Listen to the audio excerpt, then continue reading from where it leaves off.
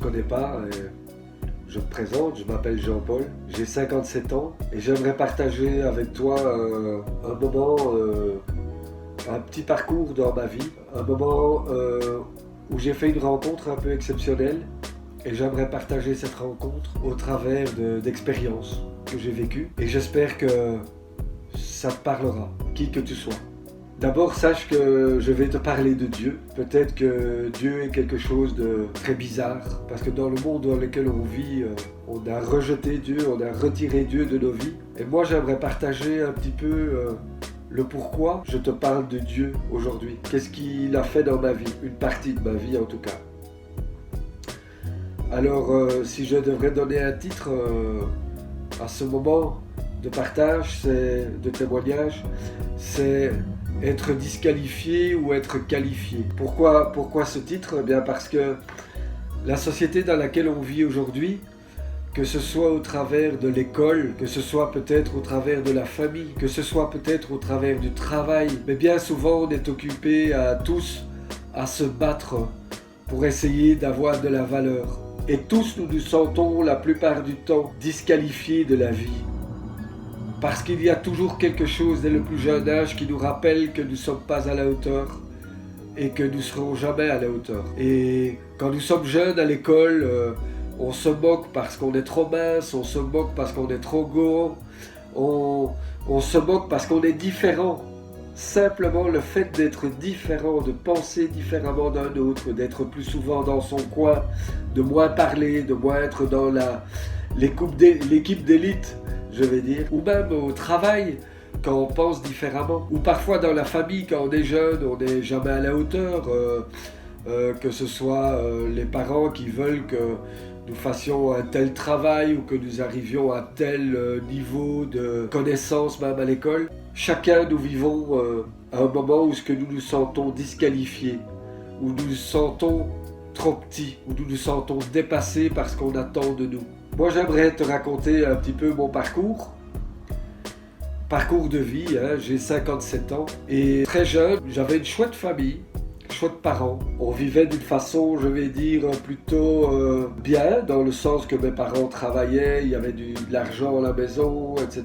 C'était bien jusqu'au jour où il y a eu un éclatement.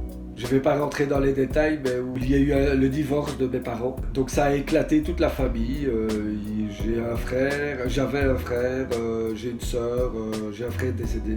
La famille a été éclatée et nous nous sommes retrouvés, je vais dire, avec mon frère et moi, avec mon père et sa compagne à ce moment-là, parce qu'il avait une autre vie. Et nous nous sommes retrouvés dans une famille qui n'avait plus d'équilibre, je dirais. Et quand je dis plus d'équilibre, ça veut dire aussi qu'il y avait un terrible problème affectif. Pour nous, enfants, qui étions très jeunes, j'avais entre 11 et 13 ans, plutôt 13 ans, je me souviens plus trop, mais enfin bon, très jeune. Et donc déjà la lacune d'un point de vue affectif, déjà à l'école c'était pas évident. Déjà très tôt, je me suis retrouvé avec mon frère confronté à la vie, mais à une vie difficile, dans le sens que la famille n'était plus équilibrée. Et bien souvent je n'allais plus à l'école, je brossais l'école. Puis mes parents, mon père savait plus quoi faire de moi, ma mère savait plus quoi faire de moi, ni de mon frère, donc on s'est retrouvés placés, on s'est retrouvés vagabonds dans la rue. À l'époque, on n'appelait pas ça des SDF, on appelait ça des vagabonds. Et très vite, je me suis fait des amis qui étaient dans la même situation que moi, de différents âges. Ça veut dire, si moi j'avais 13, 14 ans, 15 ans, parce que ça a duré jusqu'à 18 ans, il faut bien savoir que il y avait des plus jeunes, mais il y avait aussi des plus âgés. On essayait un peu de vivre comme dans une jungle où chacun essaye de se débrouiller et essaye de survivre. Donc j'ai connu les vols, j'ai connu les attaques de personnes, les vols sac à main, pour avoir de l'argent, pour manger au départ, mais aussi pour après acheter de la drogue, parce que je suis passé par la drogue aussi, parce qu'on survivait comme on pouvait, et puis la drogue circulait partout, donc Donc voilà, cette vie était une vie où on croyait qu'on vivait une certaine liberté, mais c'était pas une liberté, c'était vraiment une survie. Et quand on est jeune, à ce moment-là, on se trouve des excuses, on ne comprend même pas où on en est, et on croit que c'est ça la vie, et que toute la vie, on va pouvoir la vivre comme ça, en vivant au travers de vols, au travers de drogue. On n'avait plus la lucidité de vraiment savoir comment vivre les choses. Et petit à petit, je me suis, en vieillissant et en grandissant en âge, aussi en expérience de la rue, je me suis rendu compte que ça devenait de plus en plus violent. Beaucoup de personnes de mon entourage à cette époque-là sont décédées, que ce soit par overdose, que ce soit par bagarre. Donc c'était très très violent. Et à une époque, je me souviens, où il fallait vraiment que je me sorte de ce milieu-là. Mais c'est un milieu où il est impossible de sortir tout seul.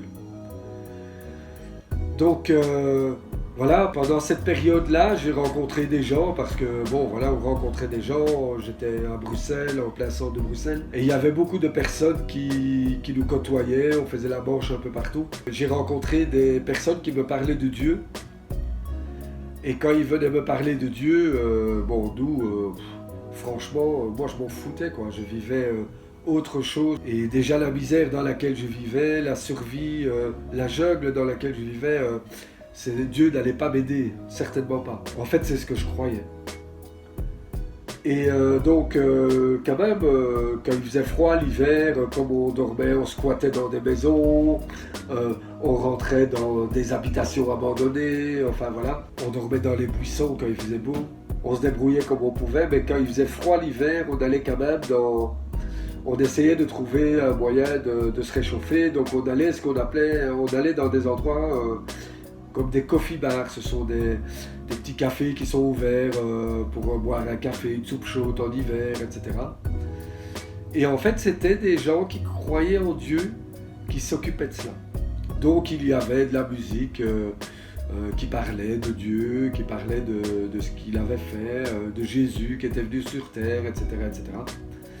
Mais nous, franchement, la seule chose qu'on voulait, c'était se réchauffer, puis s'amuser, quoi, parce qu'on vivait que pour ça. Il n'y avait rien d'autre, il n'y avait que nous, quoi. Jusqu'au jour où, en fait, petit à petit, la violence s'accroissait. C'était tellement devenu violent que même avec l'expérience et la vie que j'avais menée, ça faisait de plus en plus peur. Et un jour, j'ai vraiment été confronté à un tel niveau de violence et de personnes qui décédaient à côté de moi. Mon meilleur ami de cette époque est décédé par overdose à un moment où je devais être avec lui justement, puisqu'on devait partir à un concert rock à Bilzed en moto. Et il s'est tué en roulant en moto. Normalement, je devais aller avec lui, mais la police m'avait arrêté et j'avais été enfermé pendant 15 jours à cette époque. Mais quand je suis sorti d'emprisonnement à cette époque-là, j'ai appris qu'il était décédé, j'ai vu toute la violence, etc. Et je me souviens, je me suis retrouvé dans le métro, j'allais dormir derrière les rails dans les petits chemins là. Je me souviens qu'à ce moment-là, j'ai vraiment eu cette conscience que si je sortais du métro le lendemain, j'allais pas survivre. Et donc à cette époque, je me souviens, parce que c'était le jour avant mes 18 ans, donc c'était le jour avant mon anniversaire, je me souviens, que là j'avais pris conscience de ça et que j'avais parlé à ce Dieu que je ne croyais pas.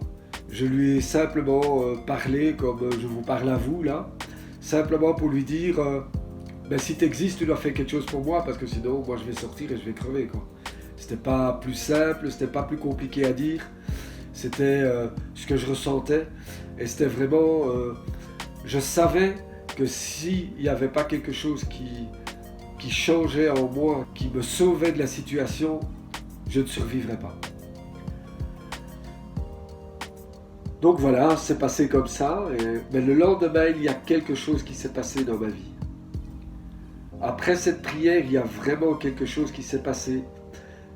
Et le changement a été très très brutal, dans ma conception, se rendre compte que c'est pas cette vie-là que je voulais, se rendre compte que je ne voulais plus vivre avec les gens que je côtoyais.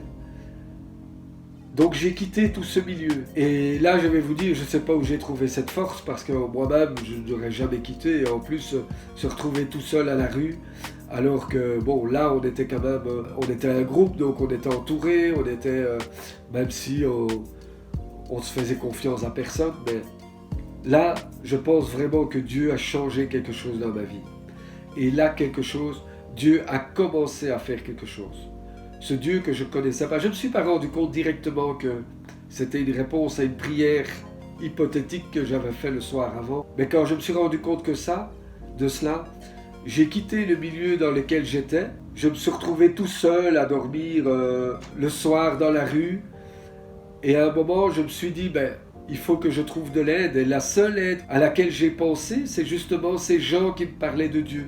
Donc j'ai été dans un de ces coffee bars pour leur expliquer ma situation. Et là, je me suis rendu compte que Dieu avait fait quelque chose dans ma vie. Il avait changé quelque chose dans ma conception, dans ma façon de penser.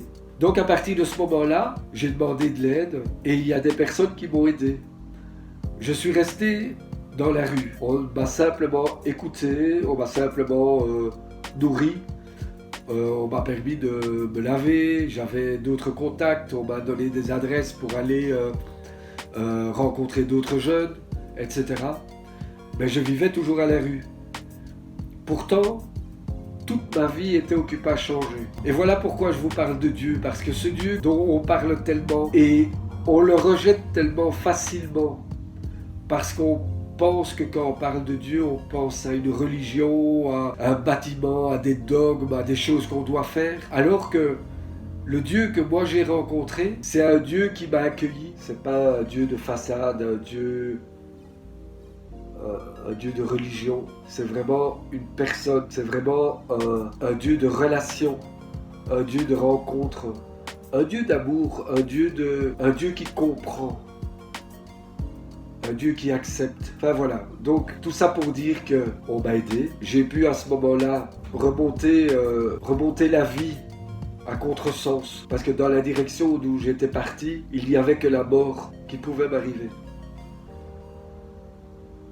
Mais avec ce nouveau point de départ, j'ai pu remonter la vie d'une autre façon. Et j'ai demandé de l'aide à certaines personnes qui m'ont fait confiance.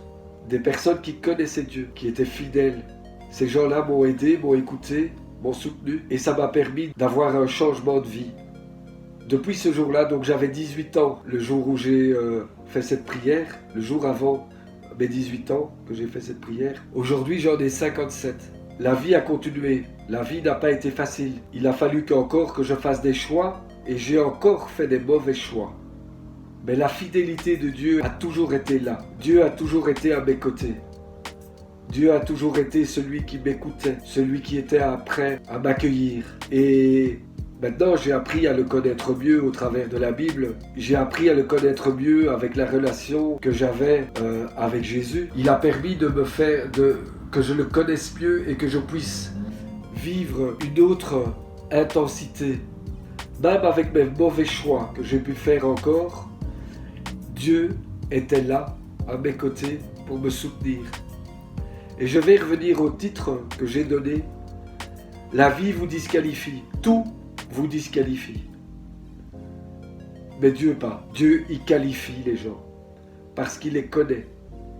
Parce qu'il est notre créateur. Il est celui qui nous a créés. Il est celui qui nous aime. Il est celui qui nous accueille. Il n'est pas un dogme. Il n'est pas un livre. Il n'est pas une phrase. Il est une personne. Et au travers de mon expérience, je peux vous dire qu'il y a encore beaucoup de chemin à faire, mais il me donne une nouvelle identité. Cette identité qui est une vraie identité. Cette identité qui reconnaît qui je suis, avec mes qualités, avec mes défauts, et qui accepte cela. Et ce Dieu-là, eh bien, si je vous en parle, c'est parce que ce Dieu-là veut vous rencontrer. Veut vous qualifier. Il n'y a rien dans la vie qui doit vous disqualifier. Parce que même si les choses, même si les circonstances vous montre que vous êtes perdant, que vous êtes perdu, que vous ne valez rien, que vous n'avez pas de valeur, que vous avez raté les choses de votre vie, eh bien croyez-moi, c'est du mensonge. La réalité, c'est Dieu. La réalité, c'est ce que lui peut vous montrer parce qu'il est votre créateur. Il est ce Dieu qui veut, qui vous attend, qui vous accueille. Donc voilà, je voulais vraiment vous laisser ce message. N'ayez pas peur quand vous êtes seul dans votre chambre, quand vous êtes seul avec vous-même, de prier après Dieu, de crier après lui. Parce qu'il est là, il accueille, il écoute et il veut vous répondre. Il veut vous parler. Il veut une vraie relation avec vous. Il veut que vous le connaissiez et il veut vous connaître. Soyez qualifiés. Je vous embrasse. À plus.